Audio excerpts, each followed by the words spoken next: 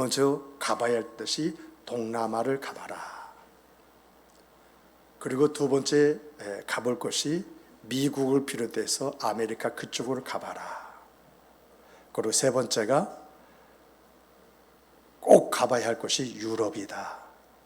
그러면 역사와 문화와 그리고 기타 다양한 것을 보고 느낄 수 있다라고 이렇게 이야기합니다. 그런데 여행 중에 여행의 꽃은 어딜까라고 할 때 저는 노마를 꼽습니다. 지금도 한 번 갈 수 있다고 한다면 노마는 꼭 가고 싶다라고 하는 게 마음속에 있어요.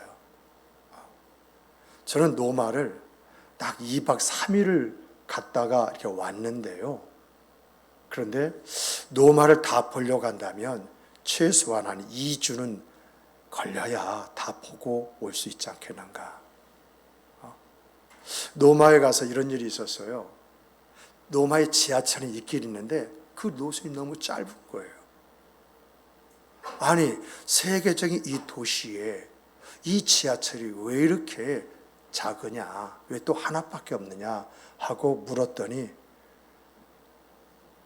땅을 파다 보면은요, 고적이 너무너무 많이 나와가지고 그 일을 진척시킬 수가 없대요.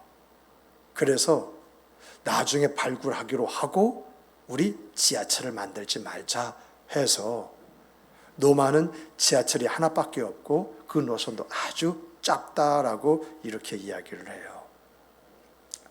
그런데 제가 이 노마에 가서요, 참 눈여겨봤던 것이 콜로세움 하나하고 그리고 개선문이에요. 특별히 영화 같은 데 보면은요, 이 개선문에 대한 그런 영화가 심심치 않게 나오잖아요. 이 개선문으로부터 이제 탁 도로가 생겼는데 황제가 있는 그 자리까지 탁 이어져 있어요. 그리고 이 개선문에는 이제 전쟁에서 승리했던 장군과 그리고 그의 병사들이 대기하고 있다가 황제가 자리를 탁 보전하고 앉으면은 그때서 이제 장군들과 군사들이 말을 쪼벅쪼벅 타고 이렇게 들어올 때에 주변에 많은 인파들이 그 장군의 이름을 부르면서 그의 사단 그 이름을 부르면서 아주 축구하면서 환호하는 것을 우리가 볼 수 있어요. 그런데 사람들이 지금 개선문에 등장하는 그런 왕, 그 군대가 어느 군단이냐라고 하는 것을요 몰랐다가 야, 오늘 개선문에 이러한 환영식이 있대라고 하면 사람이 몰려드는 거예요. 그리고 그곳에서 그 장군 이름이 뭐래? 누구하고 싸웠대? 그 군대는 어떤 군단이래? 이렇게 물어보면서 거기서 알고, 그리고 이 장군이 탁 하고 개선문을 통과해서 들어올 때 그 장군의 이름을 부르고 그 군단을 이제 환호하면서 축하하는 그런 시간을 가져요. 오늘 본문이 그것을 염두에 두고 이야기를 해요. 본문에 우리라는 말이 나오거든요. 이 우리가 누구예요? 이 우리가 나예요. 나. 그런데 이 본문의 내용을 보면은 세상이 오늘의 나를 모른대. 내가 어떤 사람인지, 내가 장차 어떻게 될 사람인지 모르기 때문에 함부로 한대.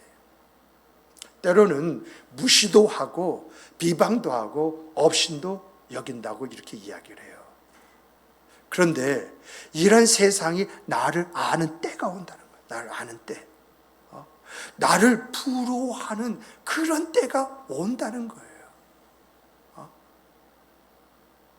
이러한 때에 나도요, 나의 나됨을 자랑스럽게 여기면서 뿌듯하게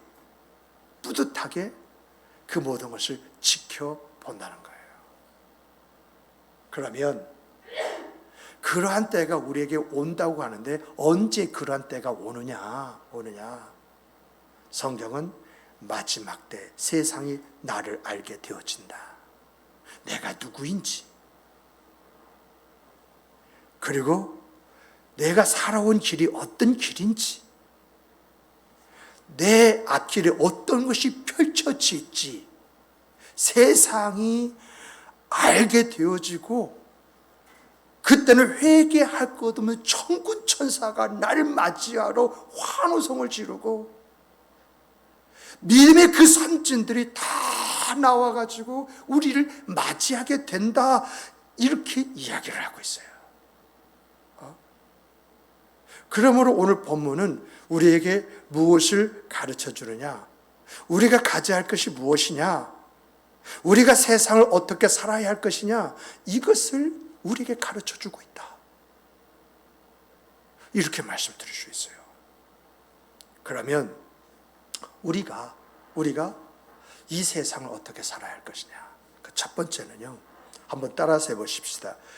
세상이 나를 부러워하는 날이 온다는 것을 믿고 살자. 이 말의 근거가 어디 있을까요? 여러분, 이 말씀에 대한 그 근거를 알려면은요, 하나님이 여러분과 저에게 베푸신 것이 뭐냐, 이걸 찾아봐야 돼요. 하나님이 여러분과 저에게 베푸신 것이 그게 뭘까요? 우리가요, 하나님의 택하십니다. 하나님께서 우리 생에 우리를 부르신 것이다. 우리가 이 자리에 한 사람 한 사람이 앉아 있는 것이다, 이렇게 이야기할 수 있어요. 맞아요. 그런데 우리가 세상이 날 부러워하는 날이 있다라고 하는 이 사실 앞에서 그 근거가 무엇이냐라고 할 때 우리는 그 근거를 하나님의 사랑에서 찾아야 돼요. 하나님의 사랑. 이 하나님의 사랑이 우리에게 주어졌기 때문에 오늘 우리가 있는 거예요. 요한복음 3장 16절 보니까 이런 말씀이 있어요. 하나님이 세상을 이처럼 사랑하사 독생자를 주셨으니 이는 저를 믿는 자마다 영생을 얻게 하려 하심이라 라고 이렇게 이야기하고 있어요. 다시 말하면 하나님의 사랑이 누구를 통해서 나타나셨다는 겁니까? 독생하신 예수 그리스도를 통해서 하나님의 사랑이 이 땅에 주어지고 나타났다는 겁니다. 여러분과 저에게 임했다는 거예요. 빌립보서를 보니까 이 하나님의 사랑이 어떻게 나타나느냐? 사람으로, 종으로 나타났고요. 그리고 복음서를 보니까 뭘로 나타나냐? 아기 예수로 나타났어요. 그런데 이렇게 하나님의 사랑, 그 사랑이 예수 그리스도, 그 예수 그리스도를 통해서 주어지고 나타나는데 그 예수 그리스도가 어떻게 어디에 태어났느냐? 그리고 우리가 이런 질문 앞에서 동방박사들은 왜 예루살렘으로 갔느냐? 왜 헤로데게 가가지고 왕으로 오신 그분이 어디 계시느냐라고 이렇게 묻게 되었느냐? 이것을 생각할 때에 참 우리가 알아야 할 것은요, 우리의 생각, 즉 세상과 하나님의 방법은 달라도 너무 다르다. 세상, 즉 우리의 생각은요, 예수님이 오신다면 어디 오셔야 돼요? 왕궁에 오셔야 돼요. 신들을 모시는 신전 내지는 성전에 오셔야 돼. 이렇게 오시자면 최소한 대제사장의 집에 오셔야 돼요. 이게 세상의 가치입니다. 그런데 우리 예수님은 이런 세상의 가치와는 달리 어디에 오셨습니까? 베들레헴, 사람이 상상해 보지 못했고 또한 이제 보지도 못한 그런 마구간, 그 마구간에 그 어린 몸이 그 위에 누우셨다고 이렇게 이야기를 해요. 그런데 사람들이요, 세상이 하나님 아들이신 예수 그리스도가 이렇게 오실 줄 알았습니까? 정말 왕궁이 아니라 베들레헴 한 구유에 태어나실지 알았습니까? 동방 박사들도 몰랐어요. 동방 박사들이 하나님의 아들로 오신 그분이 어디 계시느냐라고 묻고 찾을 때까지 몰랐어요. 동방 박사의 질문에요, 헤롯이 당황을 했고요. 대제사장들은요, 이 이야기를 듣고 허둥지둥 되었고요.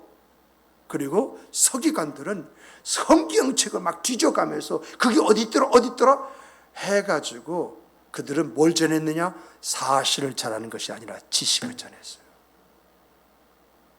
그분이 오셨다가 아니라 그분이 여기로 오실 것이다라고 하는 그 지식을 전했다는 거예요.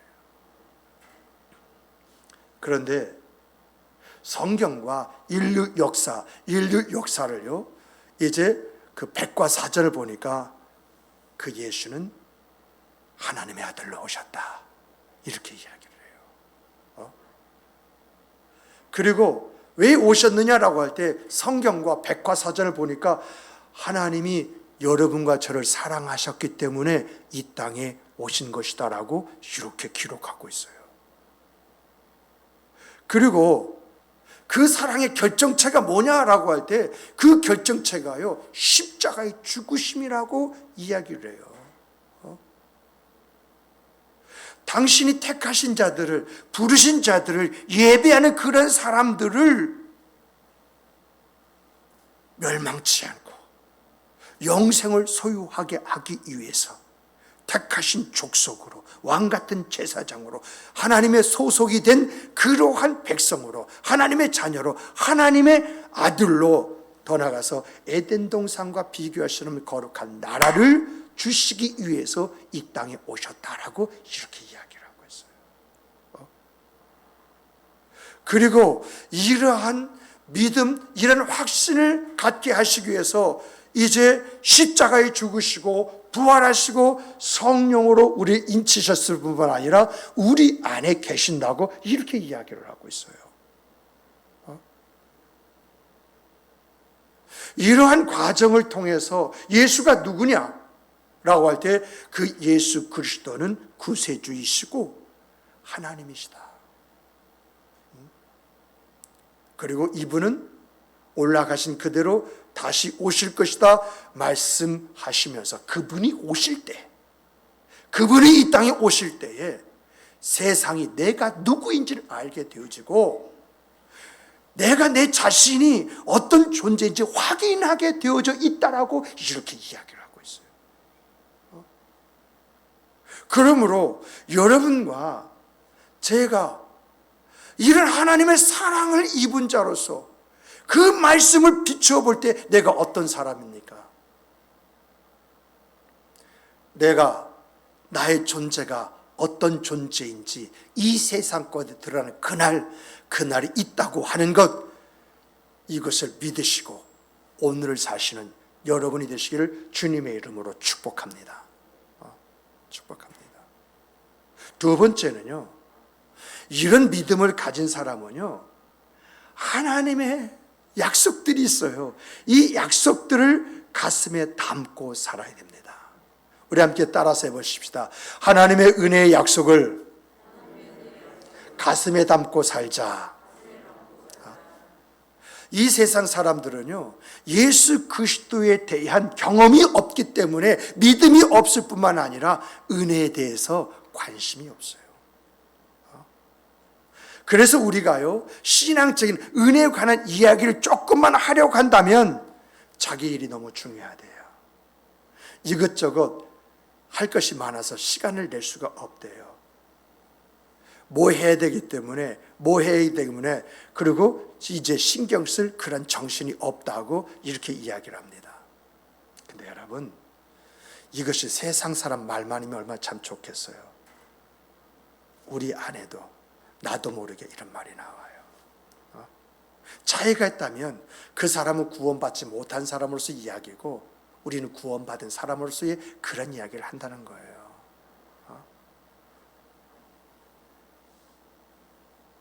우리가요, 성경을 보면은요, 성경에 무수한 약속들이 우리에게 약속되어져 있어요.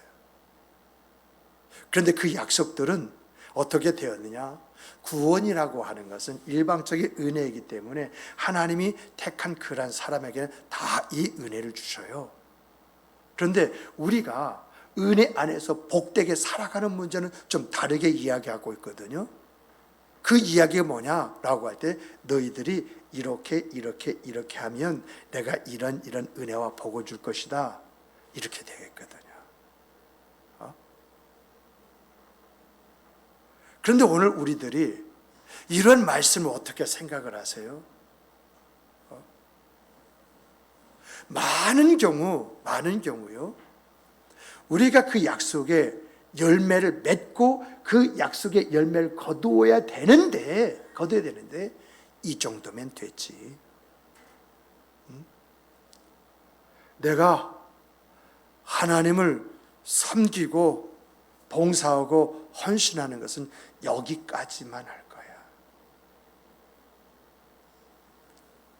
교회가 뭐를 한다고 할지라도 난 더 이상 내가 무엇을 함께 하거나 그렇게 하기보다는 나는 거기서 발걸음을 뺄래.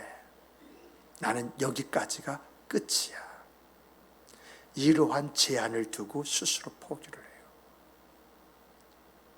그러다 보니까 하나님께서 내가 경험하라고 약속하신 그런 약속을 제대로 체험하지 못하고 그저 편협적인 내 중심적인 그 삶을 살아간다는 거예요.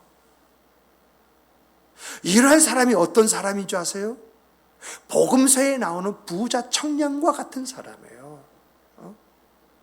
이 청년은요, 자기가 분명하고 그리고 이 사람 목적지향적인 그런 사람이에요. 그런 그에게 혹시나 하는 두려움이 있는데 혹시 내가 영생을 받지 못하면 어떻게 하지? 이 혹시나가 있었던 거예요. 정말 자기가 세상적으로 인정을 받고 자기가 하고 싶은 그런 일들은 하고 살았습니다마는 영적으로는 가난했던 거예요. 육체로는 부유했었는데 영적으로는 궁핍했었다라고 하는 그런 이야기거든요. 이 부자 청년은 자기의 문제를 알았어요. 그래서 자기의 문제를 극복하기 위해서 그가 한 말을 보니까 율법도 지켰고 선행도 어느 정도 했어요. 그래서 그 마음속에 내가 이 정도 했으면 됐지 하고 조금 자랑스럽게 주님 앞에 나아갔는데 주님 앞에 서니까 주님의 말씀을 듣고 보니까 그 말씀 앞에 무엇인가 부족한 것을 느꼈어요. 그래서 예수님께 묻기를 예수님 어떻게 하면 영생을 얻을 수 있습니까? 라고 이렇게 묻게 된 것이거든요. 이렇게 부자 청년이 질문하자 예수님의 눈에 그 부자 청년이 어떻게 보였어요? 자기를 위하여 재물은 쌓아두었지만은 하나님에 대해서는 부유치 못한 것을 봤던 거예요. 그래서 예수님이 그 청년에게 뭐라고 말하느냐? 네가 온전해지고 싶으냐? 그렇다고 하면 내 소유를 다 팔아서 가난한 데 주고 줘라. 그러면 하늘 보화가 내게 있을 것이다. 그리고 넌 날 쫓으라. 이렇게 말씀하셨거든요. 이렇게 예수님께서 말씀하신 그 말씀은요, 이 부자 청년이 자기 나름대로 가이드라인을 뒀다는 겁니다. 여기까지. 이 가이드라인이 그 이상의 것을 보지 못하고 그 이상을 경험하지 못하고 그 이상의 것을 누리지게 못하게 하는 그러한 자기 제한이었다는 이야기죠. 정말 이 부자 청년은요, 내가 율법을 이 정도 지키면 됐지, 선행도 이 정도 하면 됐지, 성전을 위해서 내가 이렇게 봉사하면 됐지, 이러한 생각을 가졌다는 거예요.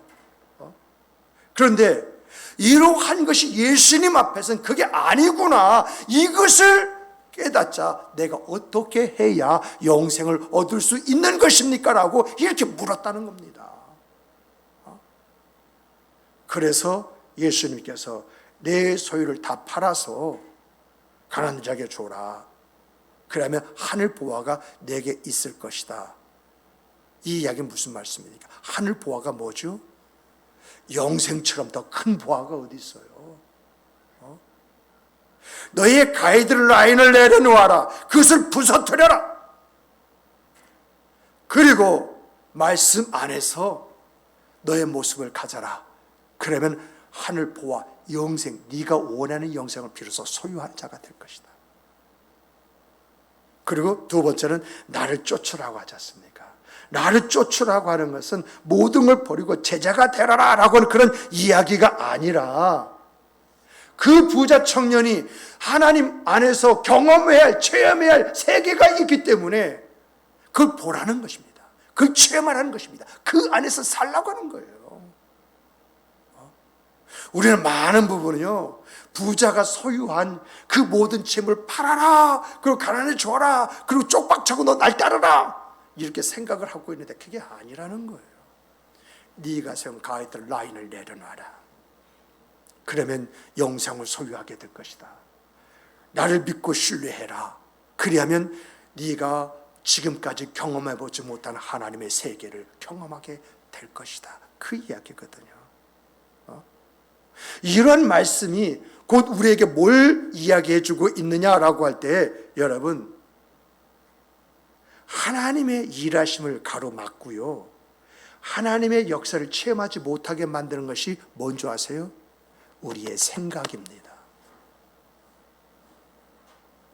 우리의 생각이요, 하나님의 일하심이, 역사심이 있는데 그 일하심을 막고 역사심을 가로막는다라고 하는 그러한 이야기예요.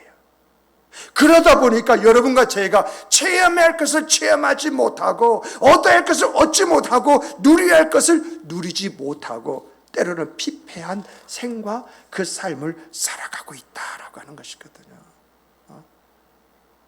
그러므로 여러분과 제가요, 이러한 내 문제 앞에 우리가 알아야 할 것은 하나님이 성령을 왜 우리에게 주셨느냐. 1월 둘째 주에 교회에 대해서 이야기할 때에 그 교회 안에는 성령의 세례가 있다. 성령의 세례가 있기 때문에 여러분과 제가 이 자리에 있는 거예요.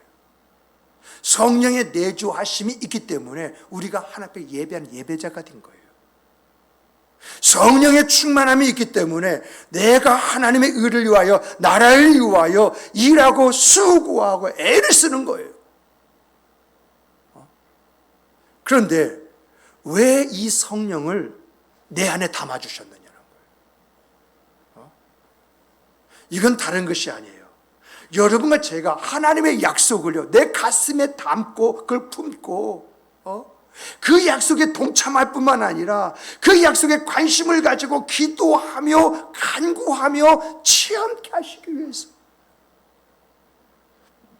여러분과 제가 하나님의 살아계시구나, 하나님의 일하시구나, 하나님의 역사하시구나, 바로 이것이 하나님의 살아계시고 일하시고 역사하심이구나 라고 하는 것을 체험할 수 있도록 성령이 내 안에서 내 눈을 열어주시고 내 귀를 열어주시고 내 가슴에 담을 걸 담게 하시기 위해서 내 안에 있다는 거예요.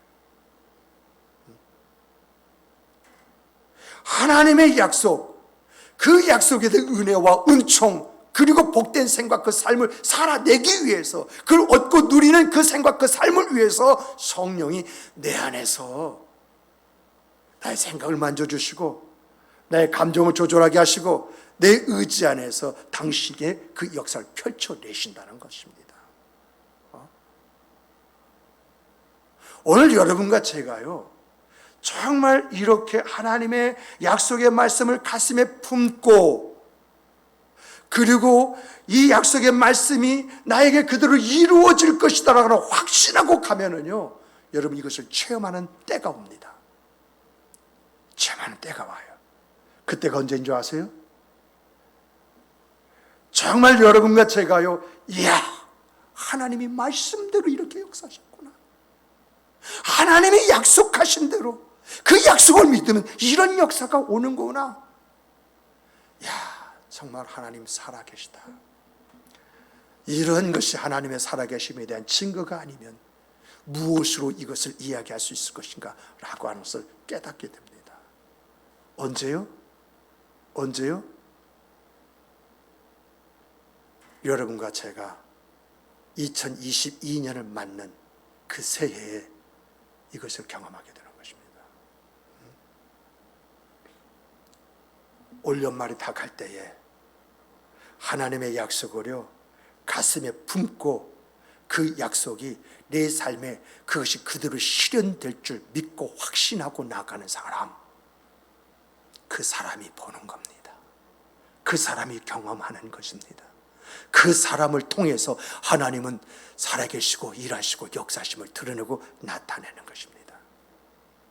그러므로 이 자리는 여러분과 저는 하나님의 약속된 그 말씀을 가슴에 담고 한 해 한 해를 믿음으로써 내려가는 가운데에 나의 나됨이 완성되는 그날을 소망하면서 하루하루를 살아가는 복된 성도 여러분이 되시기를 주님의 이름으로 축복합니다. 축복합니다. 세 번째는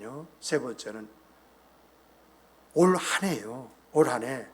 이 올 한 해가 다 가기 전에 나의 나됨을 간증할 수 있는 증거를 가져야 됩니다. 한번 따라서 해보십시다. 올 한 해가 다 가기 전에 나의 나됨을 간증할 수 있는 증거를 갖자. 세상은요 믿음이 없기 때문에 하나님의 살아계심과 일하심과 역사심을 경험하지 못하는 반면에 우리는 하나님의 약속에 대한 그 믿음이 불분명하기 때문에 그것을 가슴에 품지 못하고 살지 않기 때문에 그 하나님의 일하시고 역사심을 경험하지 못합니다. 정말 우리가 이렇게 산다고 한다면 세상 사람들과 다를 바가 뭐가 있겠어요? 그런데 여러분, 오늘 우리가 하나님이 약속하신 그 말씀들 있잖아요. 그 말씀은 이루어지잖아요. 내가 가슴에 품고 믿고 기도하며 바라보면 일하시고 역사하신 하나님께서 나를 그 자리에 갖다 두잖아요. 그런데 오늘 우리가 그런 체험을 하지 못하는 이유가 무엇일까요? 그걸 한번 우리가 돌이켜 봐야 되잖아요. 우리 안에 하나님의 살아계시고 일하시고 역사하심에 대한 증거, 그게 있나요? 그걸 보고 있나요? 그걸 경험하고 있나요? 이것이라고 말할 수 있나요? 왜 그럴까요? 우리 함께 따라서 해보십시다. 관심이 없기 때문이다. 관심이 없기 때문에 그걸 경험하지 못하는 거예요. 살만하기 때문에 그 하나님의 은혜에 대한 사모의 그 마음이 우리 안에 점점 줄어들고 있는 거예요. 세상의 것에 마음을 빼앗기다 보니까 세상적인 방법은 말하면 착하고 나오는데 하나님의 방법은 나오지 않고 있다는 거예요. 그래서 나온 말이 썬데이 크리스찬, 그냥 주일만 왔다 갔다 하는 시계추라는 이야기죠. 교회 일보다는 세상과 내가 중요하고, 그래서 무슨 일이 있으면 이 핑계 저 핑계 바쁘다고 돌아서고, 목회 계획이 이렇습니다 라고 한다면 나와는 상관이 없어 이렇게 생각하니까 하나님이 내게 주시기로 약속된 그 은혜, 이러한 것들을 경험하지 못하고 이러한 것들을 누리지 못하고 살아가는 거잖아요.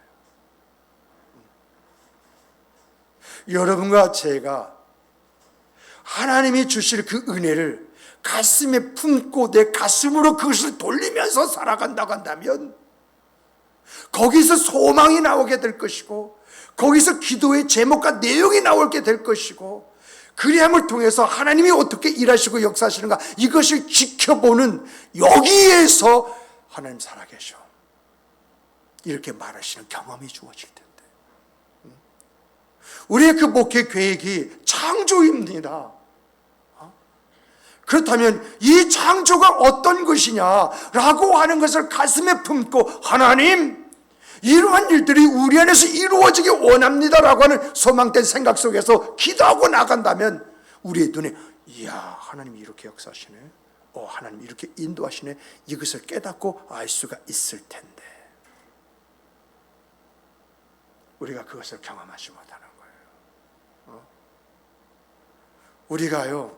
우리가 아무리 오랫동안 예수를 믿고 교회를 다녔다 할지라도요, 왔다 갔다 하는 것을 끝나버린다고 한다면 그것을 보시는 하나님의 마음이 어떻겠어요? 내 자식이 이렇게 하면 모든 것이 풀릴 텐데, 모든 것이 준비된데 엉뚱한 짓을 하고 있으면 여러분 속 타잖아요. 가슴을 치면서 안타깝게 여기잖아요. 이렇게 말해도 저렇게 말해도 가르쳐도 이게 그대로 되지 않을 때에 그 마음이 썩잖아요. 그런데 여러분과 제가요, 하나님의 주신 말씀을 붙잡는 겁니다. 1월 첫째 주 나에 대해서, 그렇다면 내가 창조적인 그 정신을 가지고 하나님이 원하신 그 자리에 서 있으리라.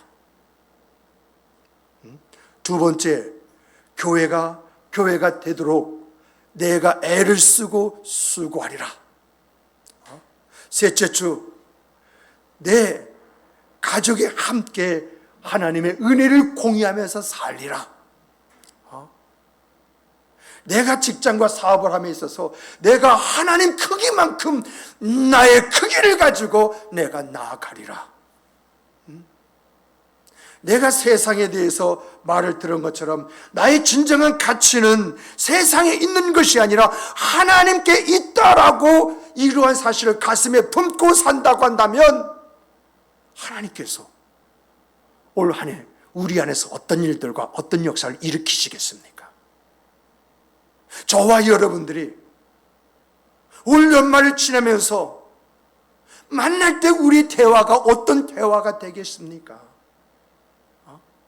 정말 성구영신 예배 드릴 때에 2022년에 새로운 기대가 우리로 하여금 그 달려가는 마음, 발걸음을 만들지 않겠습니까? 내가 하나님의 은혜, 하나님의 역사를 체험하면 체험할수록 우리가 그 말씀 속으로 뛰어 들어가지 않겠습니까? 하나님이 하셨습니다. 나의 나된 것은 하나님의 은혜입니다. 이것이 분명한데 우리가 세상에 한눈 팔고 우리가 문구름지면서 시간 어그적 저그적 이렇게 걸어가겠습니까? 달려가는 발걸음, 좋은 소식을 경험하고 그것을 보고 전한 자의 발걸음이 우리의 생과 삶이 되지 않겠습니까? 지금 우리가요 2021년 2월을 열어가고 시작하고 있지만은 2022년이 되었을 때에 우리의 눈앞에 무엇이 있기를 원하십니까? 보기를 원하십니까? 이것을 경험하면서 흐느끼기 원하십니까? 하나님은요 계산하시는 분이시라고 그랬어요. 우리가 이 한 해 내 생애를 의미 있는 한 해로 만든다고 한다면 하나님은 우리에게 우리가 고백해야 할 그 고백을 주실 것입니다. 2022년이 될 때에 2021년 하나님이 이렇게 역사하셨구나. 하나님이 이런 은혜를 얻고 누리며 살게 하셨구나. 이러한 고백과 함께 우리의 가슴 속에 승리의 빵빠레가 울리지 않겠습니까? 하나님 살아계시. 아멘. 하나님이 이렇게 역사하셔서 아멘. 하나님이 내년 더 큰 일 이루실 거야. 아멘. 이게 우리 안에 울려나오는 빵빠레가 되어야 되지 않겠습니까?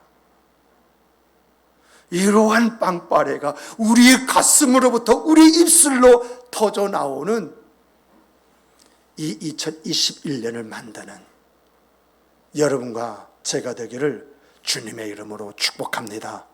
축복합니다. 축복합니다. 우리 함께 기도하시겠습니다.